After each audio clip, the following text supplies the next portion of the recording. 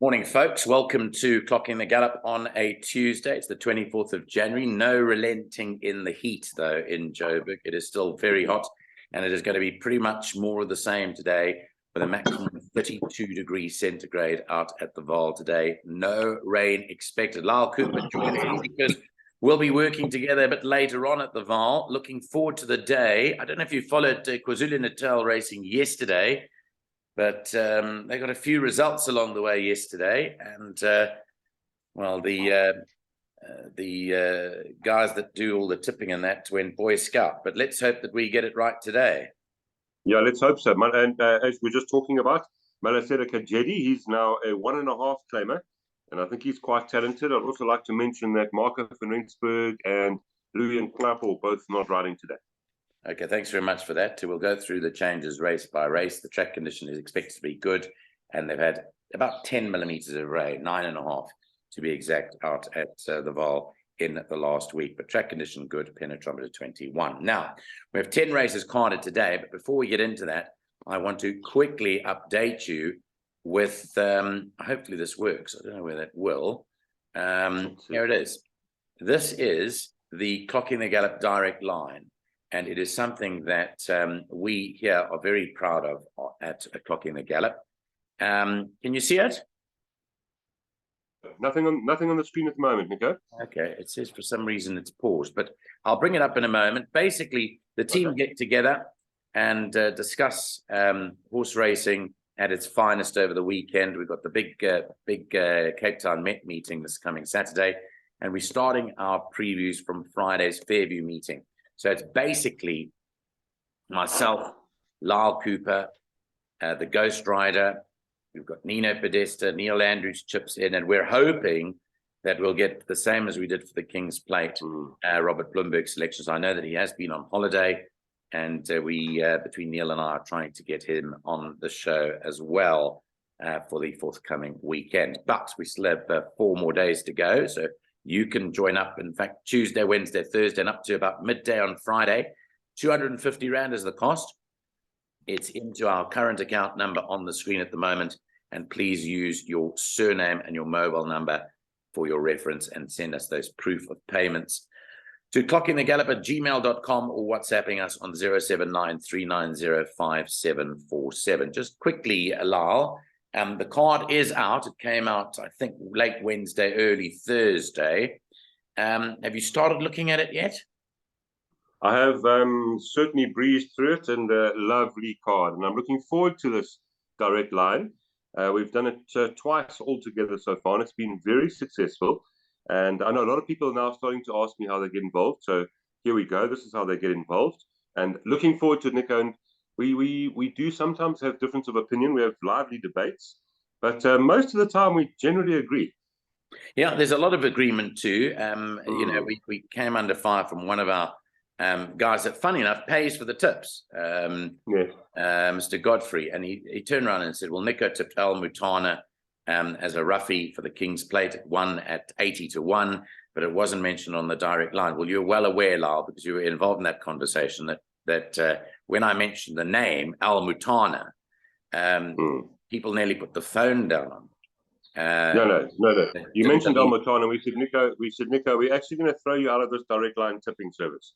We can't have Al Mutana. No, thanks. Yeah, correct. So that was the case. And it is, at the end of the day, it's a unanimous call by our team, and we mainly get it right. There's a few glitches along the way, but there again, we're out there to prove ourselves as tipsters, and that we certainly are doing. Otherwise, Clocking the Gallop would not have been around for nearly close on 3 years now. So it really is fantastic that we've had all the support. Right, let's get on with the show.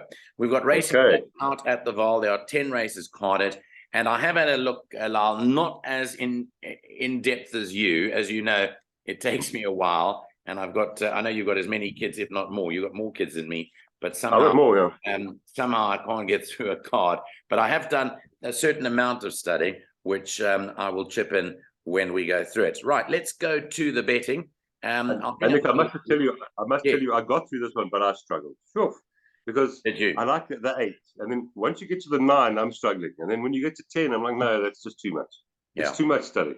but I did it somehow. It is, but you know, it's not just glossing over. We don't just look at it and look at the betting, choose the favourites, and A for away. It really is in-depth studying. Let's hope that we can show what we're worth today. Right, let's go to race 1, which comes up now. It is a maiden juvenile plate over 1,000 meters. There are quite a few first timers in the race, and therefore you have to have a look at this betting first. So here, there's been money for a couple. There's been money for King of Queen, which opened up at 12-1 and is now at 9-4. So that is the big plunge horse here, King of Queen, who is the son of what? Winter. And then the horse that improved dramatically from the first to the second run, Fire and Flames with Corbus Rue, that has come in from 33-10 into 5-2. So those are the two money horses in the race. Do you think it'll go the way of a horse that's run or a horse that is appearing on the track for the first time? Good question, Nico. I was leaning towards the horses with experience, and that is number 3, Fire and Flames, with JP aboard. He's riding so well, JP, for the Roof stable. And of course, number 3 does hold 1, 2, and 5. Good last run, 1,000 meters now. And I think it's got a certain winning chance here. The mare was speedy too, so that will be my first selection. The value straight up for me is the 5, Kwawa Lami, the son of Duke of Marmalade, who was 4 1/4 lengths behind, but I think there could be some nice improvement to come from this one. And then, of course, number 4, and I'm also interested in number 7 and number 9. Number 7, just to chat it out, 7, Nico, the daughter of Rafif for Candice Dawson. The mare won over 1,000 meters, so there could be a bit of speed there. We know Tegan the Miller, of course. And then Symbol of Love, number 9, for Ashley Fortune. Samaga Kamalo, notably taking the ride here. And the mare won over 1,200. So to be honest, Nick, I'm a bit wary about this first race. But of the horses that have run, number 3, Fire and Flames for me. Yeah, I must say I'm very wary of the first. I don't trust it at all. You mentioned Symbol of Love, number 9, is a progeny of the United States, and we see them doing exceptionally well. She's related to Rosier and to Rose and Wind. Even the 10, That's My Baby from Sean Terry's yard. I know there's no support for That's My Baby. She's a daughter master, My Fate. But there's a bit of blood there suggesting that she might be able to sprint. She's the half sister to Letitia's Angel, who sprints. And she's got 55 kilograms. Only got 55 kilos on. Yeah. There is one absolute lunatic horse that I'm going to throw at you here. And I have to mention it because I watched the race and I was quite impressed with what I saw. And the horse is Yacht Fisser's horse, number 6, Arctic Flag. Now, you're going to think I'm absolutely daft at 33-1. But the point is this. If you like Fire and Flames, which you do, and which is 5-2, if you look at the first run behind a horse called Ripple Effect, there was a neck between them. And if you watch that race, if they went 1,000 meters, Arctic Flag beat Fire and Flames 3 lengths, maybe, if they went another 200 meters. It was a much faster finisher. So all I'm saying is that I don't believe that Fire and Flames at 5-2 is a bet. Because Arctic Flag at 33-1 is right on top of it. I can't see how the two of them are that way. But the only difference is Fire and Flames was Gallop after that. Yeah. So that could have accounted. Well, I'm glad this isn't the first leg of the bike, Nico. Absolutely. So that's the first race of the day. I don't trust it. I'd be wary, tread cautiously. Race 2 is the start of the bipod. It's a maiden plate over 1,000 meters. The changes here, you can scratch numbers 4, Adrenaline Rush, and number 6, Amor Perdido, and number 8, Magical Stones. No Alamites. Race is unshod. So you could take those two out. Camerata is the favorite at 15-10, but Time for Charities attracted healthy support now into 16-10. Yeah, so sure. When I first looked at the race, I was wondering why Camerata was 17-10, but when I went into it in depth, I saw why. Not obviously a great field, Jeff, but not far back. 1,000 for the first time. The blinkers going, which I think is important for this 1,000 meters, and a definite runner. So I am leaning towards the favorite. From the 2, Time for Charity, Wesley Mowing taking the ride. Nice to see Wyo putting Wesley aboard some of his horses on that penultimate. Obviously a runner. Not the strongest last 2 form lines, it must be said. And then Rio Suprema, obviously, for 3rd, on best form, could run up and surprise them. Yeah. I literally thought 1, 2, 3, the way they're betting. Yeah. just looking at the newcomers, Lyall, number 7, is a daughter of Futura. And number 8, Magical Stones, is a daughter of Pathwalk. There isn't really money for them because the betting is altered rather because of the scratchings. Again, a very weak field. Now, there are only 6 runners here. Again, I didn't believe Camerata was a 15-10 chance. I know it's extremely weak. I mean, she is the full sister to Cesura and the half sister to Litigation. And they're backing her over 1,000 meters. I can't see it. I can't see she doesn't have to beat much. Yeah, I know she doesn't have to beat much. I'd be leaning towards Time for Charity. But that said, if you look at some of the Gravel polyform, Rio Supremo, I think, has got Time for Charity beat. So it's not great. Not great, yeah. No, there's no great form now. The winner. And just to mention the one thing that number 7. The first thing I did when you did open the betting was look at number 7, Lyall, because the mare did sprint and won over 1,000 meters. So I did look at it, but I see it's drifted from 11 to 2 to 6 to 1. That's very worrying in such a weak field. Yeah. Yeah. Well, we'll look at them and see if the 2 first timers are anything to look at. But if they're half decent, they will win this race. That's what I'm saying. Again, it's not such a good. It's a very weak field, and the winner, as I said earlier, will be termed the best of the bad bunch. Unfortunately. Okay, race 3 is off at 13:25. It's the start of the PA. It's a maiden plate over 1,000 meters. Here you can scratch number 3, Dungeons, who I know you liked quite a bit of, and I'm sorry that it's scratched. Number 4, Don't Shoot the Barman, has a compression mask on and the earmuffs come off. And then number 5, Kilbrannan Sound. They've also taken the alamites off that and now runs in the steel shoes. Okay, so here's the betting.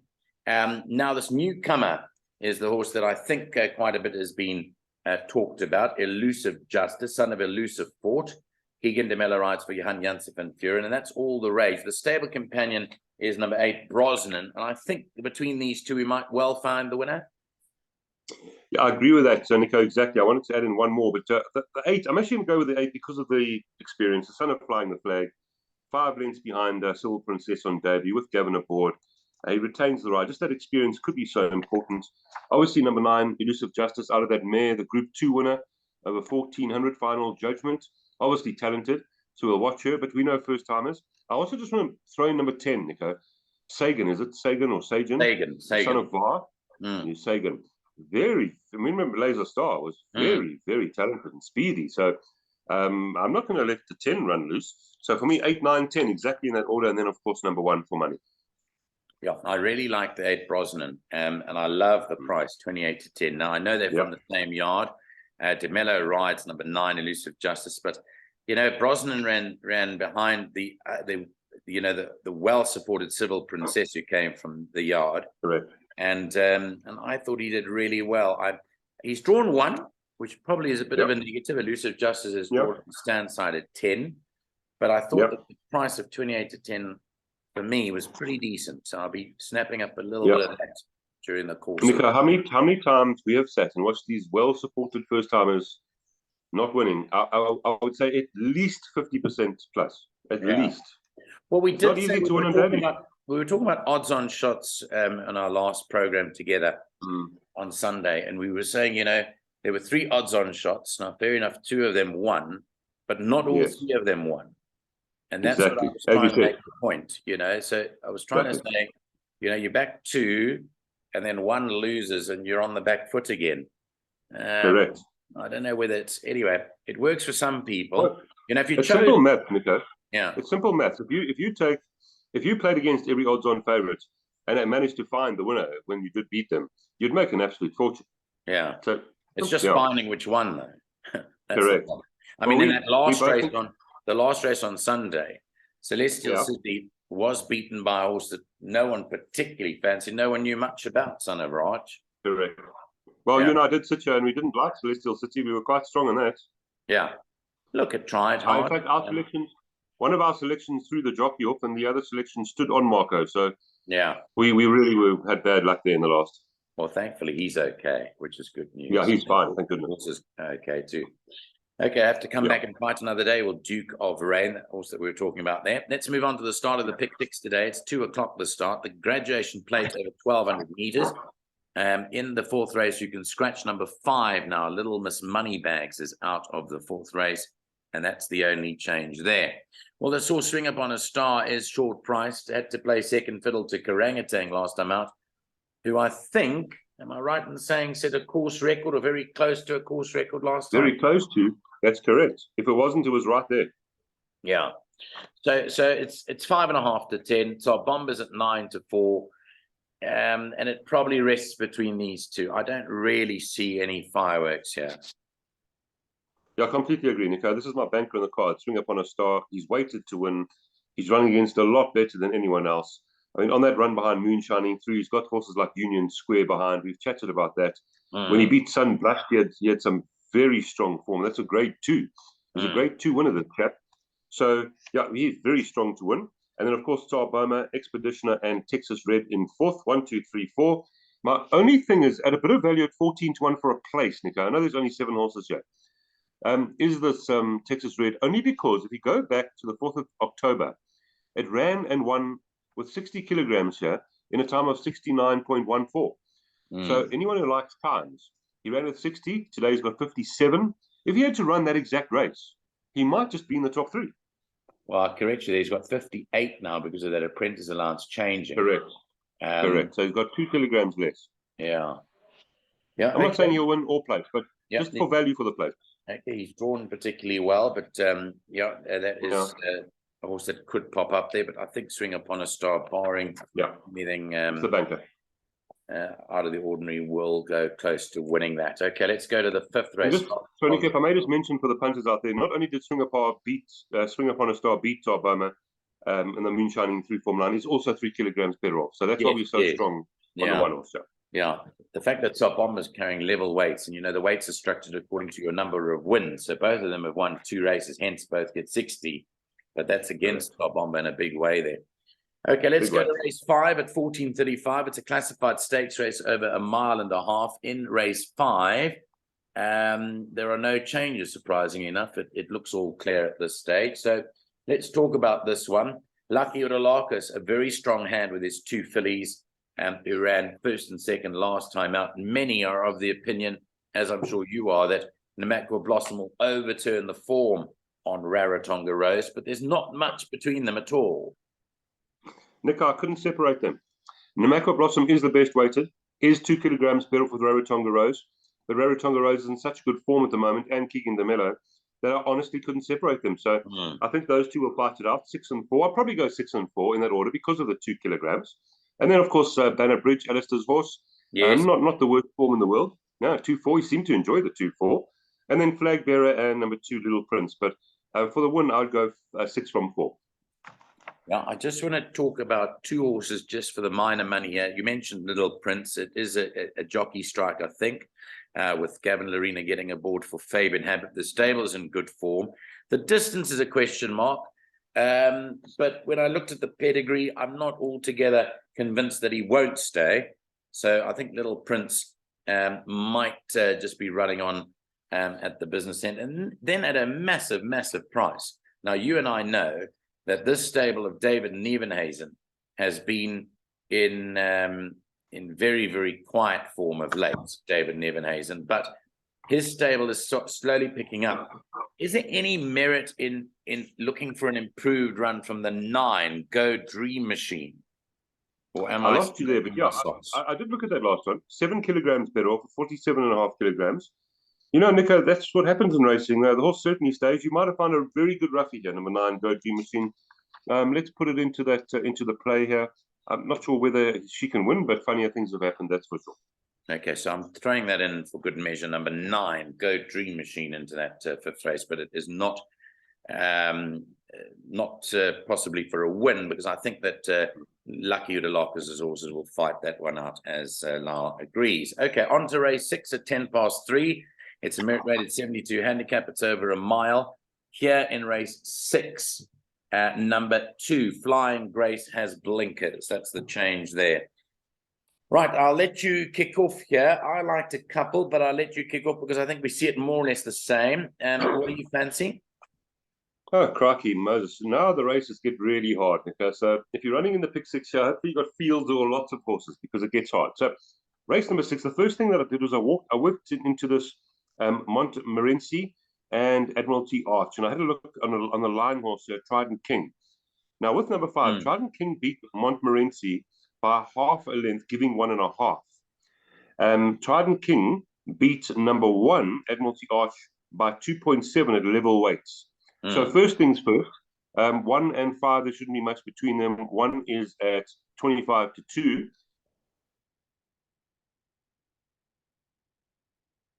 Okay, Lars seems to have just stagnated over there. I'll just complete that discussion. Admiralty Arch is actually at 7-2, and the other horse is at. Dark Travel came through to win from the last race, 52 kilograms, drawn 2, and I like JP. The way JP's riding at the moment, I think he's very dangerous. This horse deserves a win. And then horses like number 8, Absolute Value, number 1, as I mentioned, Admiralty Arch, and even number 3, Sequoia. Tough race, Nico. Okay, we just had a connection problem there. My internet suddenly switched off and switched on again. So you were mentioning Montmorency and Admiralty Arch. What were you saying that there's not much between them yet? 1-7-2, the other's 12-1. I agree with that. I actually not much between Montmorency to Admiralty Arch. Yes. Good point. Good value. I did prefer that, but we're leaning towards. Did you liked a bit of Lutuli? Just mention the horse you like there. You mentioned Lutuli. Yeah. Lutuli is my first. Yeah, Lutuli, my first selection. Yeah. Second selection, Time for That. Third selection, Absolute Value. Yeah. So the 2 Fabian Habib horses, Absolute Value and Lutuli, we think have chances, along with 11 Time for That. The other one I wanted to put in here was the horse that's run over the course and distance twice and won both times, Tinder Dry. Has to be a player. Kamala rides it well, and it's only run twice over. Now, many would think that it's too short, but if you look at the course and distance form, you'll see Tinder Dry's won twice over the course and distance. So I'm pretty comfortable that Tinder Dry will be in the mix there. So our horses are my issue, Nico, with Tinder Dry hasn't won for 474 days and the 59.5 kilograms. Yeah, but after saying that, probably every horse in this race can win. Yeah. So this is a toughie. Race 6 is a toughie. Thanks for clarifying that, and apologies for the connection issues we had there to our viewers. Race 7, 20-4. This is when you fly solo. It's a fillies and mares 73 divided handicap at 1,450 meters. Scratches number 8, Letter. Number 10, Scott Aditya, written by Ryan Munger, and they're still waiting a jockey for number 12, Sacred Valley, not yet. No blinkers for 11, Silver Clock, and a compression mask on number 12, Sacred Valley. Quite a bit of betting activity here. I see all the money's for number 9, Splash of Green, from 14-1 into 6-1. Yeah, Nico, I studied this race, and then when I finished, I wrote here, no absolute idea. That was after studying the race. Yes. So I went back and did a bit of guesswork. I've ended up with number 6, Mama Quera, Erico Vernies and Gavin Lorena. Hasn't won for 549 days. That's my first selection. That tells you about this race. Number 9, Splash of Green, is my second selection. I thought of 56 kilograms here. This was a horse that ran off at 90 merit rating at one stage. His daughter gave me the green light. She's a 65, so yeah, she could be dangerous. And then 1, 2, and 3, Lady of Power. That there's no Captain Peg here, and she did run 6.5 lengths behind Captain Peg. Number 2, Arden Park, decent enough run last time, but is very well held, by the way. Number 2, by number 9, Splash of Green, and then Be in My Bonnet could be anything. So sure, hard. I'm going 6, 9, 1, 2, 3. I'd put at least those in. Yeah, I was very impressed with Be in My Bonnet's last win. We liked her, and she won beating Spirit Princess, who came up and ran not a bad race on Sunday. She could be anything. That Azzy Stable's in good form. This I found tough, but I'd respect that big money for Splash of Green. The other one I wanted to mention was Quantum, number 4. I see there's a smattering of support from 10-1 into 70-2. Not drawn the best. Caden Brewer gets back. Quantum's caught me not once but twice already. Yeah. So I'd be wary of that. We've got to put it in. Yeah, Got to put it in. Yeah. Okay.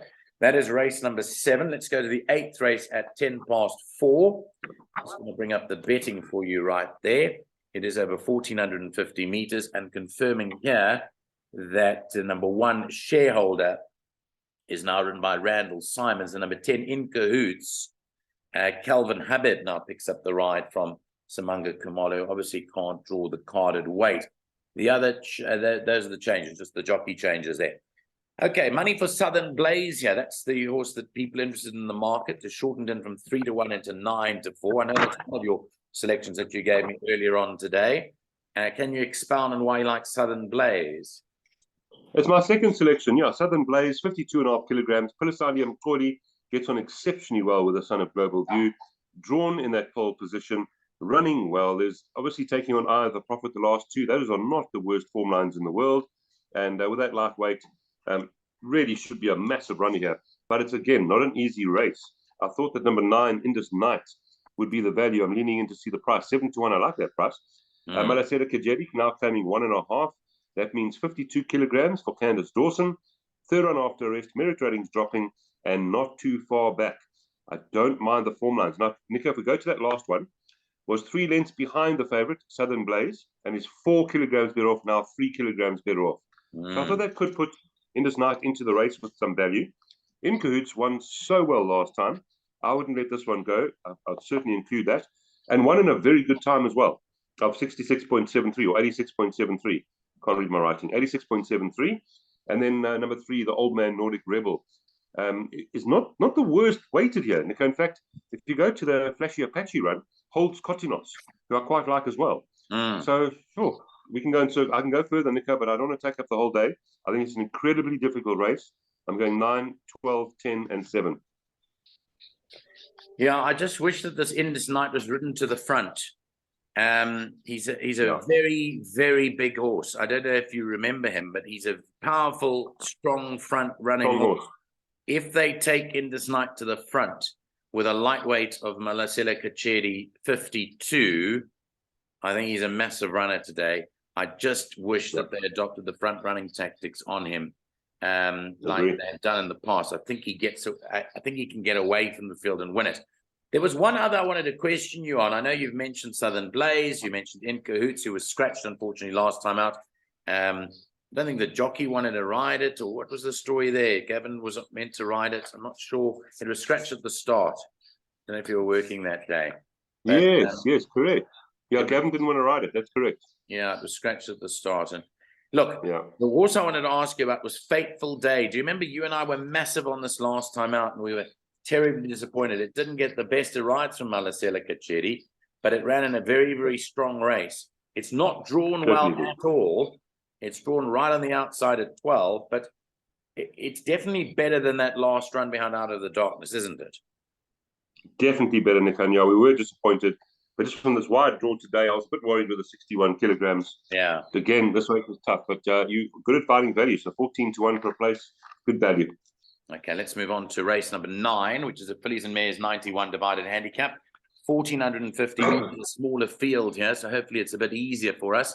In the 9th race, number 3, Midnight Gem, as a pressure halter, and a tongue tie goes on number 7, Blinded by the Lights. Princess Philippa is the favorite at 14 to 10. She's got very strong form. Very strong form. Look at this. Would be a banker on the card. The only issue is obviously the 63-day rest. But she's run well fresh before. Randall Simons and Stu Pettigrew teaming up. Great form. Not the best draw, obviously, at 7, and up another 6 points. But still, if we draw a line on someone like Emerald Princess, she's got number 5, Okondo, well held again on that run there. So for me, 4 and 6 to fight out the race, and then 5 and 9 as the 2 value horses. But quite confident number 4, Nico. Form strong. Okay, quite confident on Princess Philippa, the Dangers Escape artist. This horse, Midnight Gem, just a quick one on her. Dennis Schwarz rides her again. He has ridden her before, if you look back, before he went to Mauritius. He rode her 6 times for 3 wins. So 3 out of her 6 wins have come with Dennis aboard. She's an interesting horse because, as you well know, the way she runs, she likes coming to the outside of the track. And she's drawn 8 out of 9, which in this case, I don't think is the worst result for Midnight Gem. But she is so temperamental that half the time she gets scratched at the start because she doesn't want to load. Hence the reason why they put a pressure halter on. I'm just hoping with the reuniting of Dennis Schwarz that there's an affinity between the two of them, and that it runs a better race, goes in okay, and runs okay. 14-1. I'm throwing that. Absolutely. But you know, Nico, again, on a line, this is why I'm so strong in Princess Philippa, on a line through Emerald Princess. Princess Philippa beat Emerald Princess convincingly. Yes. And look at what Emerald Princess did to Midnight Gem. So there's the form line. It's very, very strong. Now, okay, there we go. That is news on race 9 as we run to the 10th and last race. I didn't think we'd ever get here, but we are. It's 5:10. It's a merit-rated 66 handicap over 2,000 meters. Scratches number 1, Bally Magic. It's off its feed. Number 4, Royal Mazarin has a tongue tie, and no blinkers for number 10, Gilda Gray. Those are the changes in the last. Again, quite a bit of betting activity here, and you can take us through it. What do you like? This is I'm just looking at your betting. That is amazing, Nico. I found a horse here that I thought would be 100-1, and there it is, Global Breeze. Global Breeze backed into 7-1. Goodness gracious. I should have taken it. It wasn't even in the betting. So, yeah, Global Breeze, very difficult race again, with 56.5 kilograms. Holds a horse like Mirren, hands down. And Mirren was, through the price, Mirren was at 6-1, and this horse was at 33-1 at one stage, so should have jumped on then. It's too late now. At the weights, holds Mirren. So I just thought that Global Breeze from that draw certainly would be a runner. Respect for number 6, Pacific Express, is back from a 103-day rest, though. But 2 very good local runs here. And I wrote here, if ready, could be a big player, the 6 horse. The form's not the worst. Number 2, Monsieur Cheval, not disgraced last time, 58 kilograms, or now 50, I keep adding on here tonight, 59 kilograms. 59, Could be a 59. And then Mirren, obviously, and the 4, Royal Mazarin. So we start the card easily, Nico, but as we get to the end, it's not easy at all. And I thought the value was number 11. But now that it's been backed into 7-1, I'll give a few winning chances. This is another toughie to end off the day on. It isn't part of the, certainly not part of the place accumulator or pick 6, but it is part of that second jackpot, I think, which will start in race 7. Well, you know, we can sum up this race. I might just say it's a merit grade 66 with 5-year-old mares, 3-year-old fillies, 5-year-old geldings, 5-year-old in tires. It's a lucky that just explains to you it's a lucky package. It's a lucky package.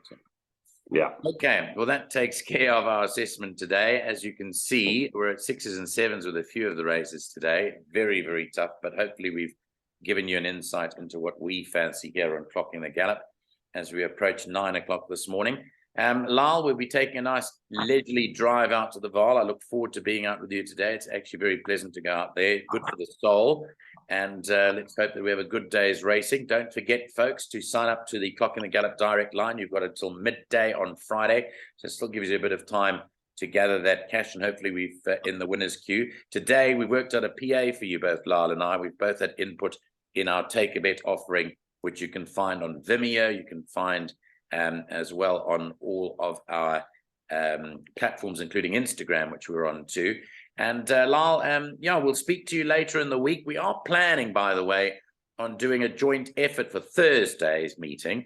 Whilst we might not see Lyall will certainly have some input along with the rest of our Clocking the Gallop team. So what we're planning on doing on Thursday, folks, is doing a dummy run for the direct line. So whatever selections you hear on Thursday will be a team effort.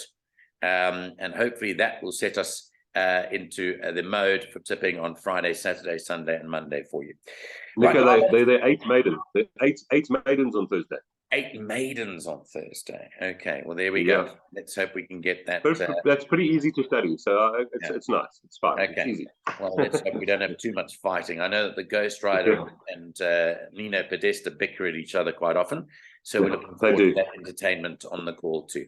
Okay, thanks so much, Lyall Cooper. Thanks to you, the viewer, for watching, and hopefully have a good day racing out at the Vaal today. Bye-bye for now. Thank you.